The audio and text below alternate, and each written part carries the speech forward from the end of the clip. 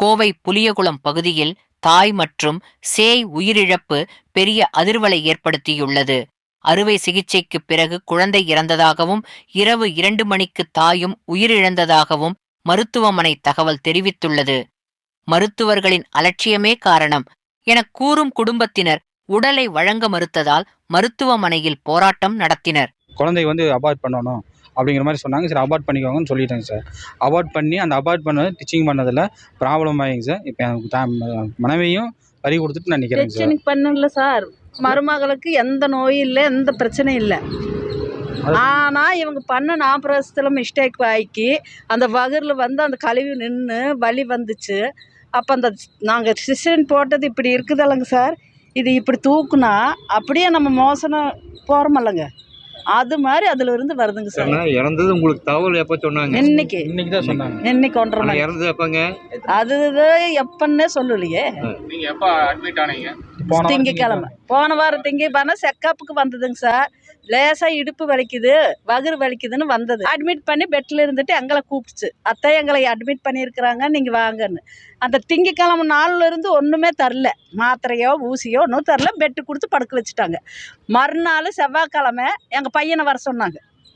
வர சொல்லி எங்கள் பையன்கிட்ட என்ன பேசுனாங்கன்னா, குழந்தைக்கு போகிறோட ரத்த குழாயும் அம்மாவுக்கு வர்ற குழாயும் சேர்ந்து அடைச்சிருக்குது, அம்மாவும் செத்து போயிடும், குழந்தையும் செத்து போயிருந்தாங்க. அப்போ நாங்கள் சொன்னோம், எங்களுக்கு குழந்தை வேண்டாம், எங்கள் மருமக உயிரை மாத்திரம் காப்பாற்றி கொடுங்க சார் அப்படின்னு தான். சரி, கையெழுத்து போடுங்கன்னாங்க. நாங்கள் 2 பேரும் போட்டுட்டோம். போய் கூட்டிகிட்டு போய் ஆப்ரேஷனும் பண்ணிட்டாங்க. பண்ணி குழந்தையும் எடுத்து காட்டினாங்க. இத்தாசோட குழந்தை 6 மாதம் குழந்தை, அதையும் காட்டிட்டு அவங்களே வச்சுக்கிட்டாங்க. அதை நாங்கள் பற்றி பேசல, கேட்கல. கொண்டு போய் பெட்டில் போட்டாங்க. போட்ட பிறகு தான் சார் இத்தனையோட நிகழ்ச்சி நடந்தது. 3 நாளைக்கு கழிச்சு தான் இந்த வகுத்தில் அந்த கழுவி வந்தது, அந்த மோசன் வந்தது, வகுறு வலி வந்தது. இத்தனை நான் என்ன சொல்கிறேன் சார், நான் 4 ஆப்ரேஷன் பண்ணியிருக்கிறேன் அதே ஆஸ்பத்திரியில். மருமகளுக்கு 2 குழந்தைக்கு அதே ஆஸ்பத்திரியில் தான் நாங்கள் ஆப்ரேஷன் பண்ணோம். குடும்ப பட்டுப்பாடும் பண்ணியிருக்குது, எல்லாமே நடந்தது. ஆனால் இவங்க அந்த கொஞ்சம் அசால்ட்டில் எங்கள் மருமகளையும் குழந்தையும் கொண்டுட்டாங்க. இது உண்மை. அப்புறம் அங்கே என்ன செய்கிறாங்க தெரியுங்களா, கேட்டுக்கிட்ட நின்றுட்டு ஆப்ரேஷன் பண்ணியிருக்கிறவங்கள பார்க்க கொடுக்க மாட்டேங்கிறாங்க, நாய் மாதிரி துரத்துறாங்க. இப்படி மற்ற மலாக்கா போட்டது போட்ட மாதிரியே இருக்குது. கையசுக்கிற, கால் அழிக்குது, கண்ணில் 2 பஞ்சு வச்சு மூடிட்டாங்க. எல்லாத்தையும் மூடி வச்சு பொழைச்சிருங்க 4 நாளாக வச்சுருந்தாங்களையா. வர டாக்டர்களை இப்படி சுற்றி நிற்கிறாங்க. நடுவில் போன மாதிரி கிடக்குது. நாங்கள் போய், சார் என்ன சார், கையெல்லாம் வீங்கிருச்சு, காலெல்லாம் வீங்கிருச்சுன்னா அசையா படுத்துருக்குதம்மா, மருந்து போயிட்டு இருக்குதம்மா, நீ பயப்படாத, நாங்கள் காப்பாற்றி கொடுத்துருவோம், வந்துரு அப்படி. சரி, காப்பாற்றி கொடுத்துருவாங்க, நம்ம சத்தம் போடக்கூடாது, போட்டு நம்ம மருமக கொண்டு வருவாங்கன்னு 4 நாள் செத்து போச்சா. இதற்கு உரிய மருத்துவர்கள் மேல சட்டப்பூர்வமான நடவடிக்கை எடுத்து கைது செய்யணும். இது ஒரு டிமாண்ட். 2வது, மருத்துவ குறைபாடு ஏற்பட்டு மரணம் ஏற்பட்டிருக்கிறதுனால பாதிக்கப்பட்ட குடும்பத்துக்கு 50 லட்சம் ரூபாய் நட்டு எடு கொடுக்கணும்.